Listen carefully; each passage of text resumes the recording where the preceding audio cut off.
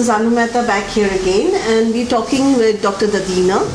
And we were talking about something really interesting, and I was saying to her, how about throwing a little light around, the cesarean C-sections and the normal delivery and all the, a lot of people you'll end up hearing saying, oh, doctors are just cutting up today and doing, C-section. Is it really true? Well, there are two sides to this. Childbirth is a natural process. Mm-hmm. A natural delivery is a natural function of the body. Mm-hmm. So, most deliveries do occur naturally. Mm-hmm. But yes, there is a point with what you're saying that the cesarean section rate has increased, especially in the large cities. Mm-hmm. But there is also a reason for that. Right. One is assisted reproduction techniques, which Mm-hmm. is your IVF and your reproductive techniques which we use for infertility. Mm-hmm. That rate has gone up.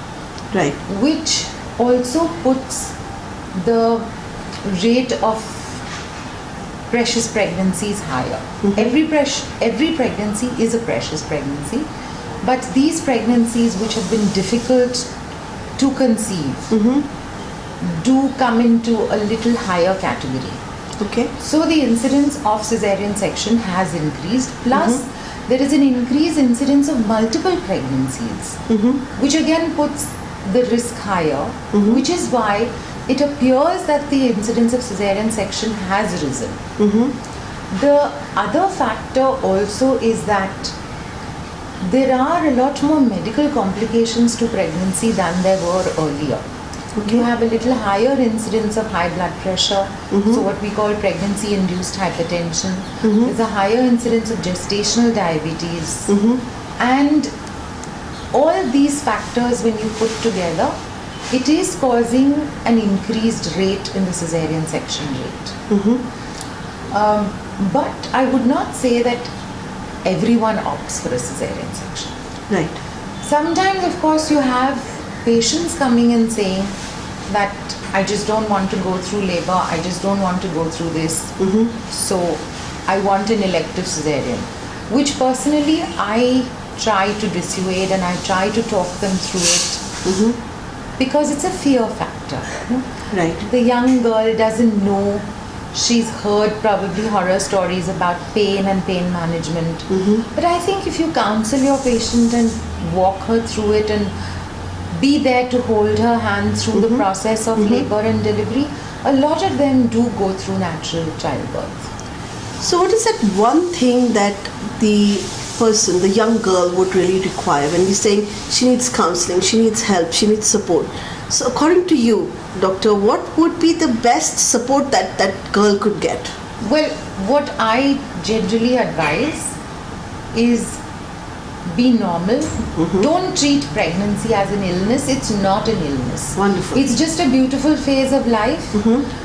Don't suddenly become a patient because you're not a patient.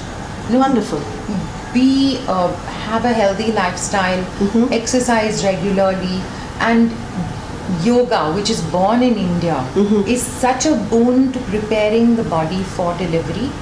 So do some exercise. Please don't listen to horror stories. Everyone has one to tell. Make your own story, which is a happy story. And I encourage them by allaying their fears. I talk to them when they're coming in the antenatal period. I allow them to voice their fears and discuss everything. Also, the main thing here is pain. Will I be able to go through labor? What about the pain?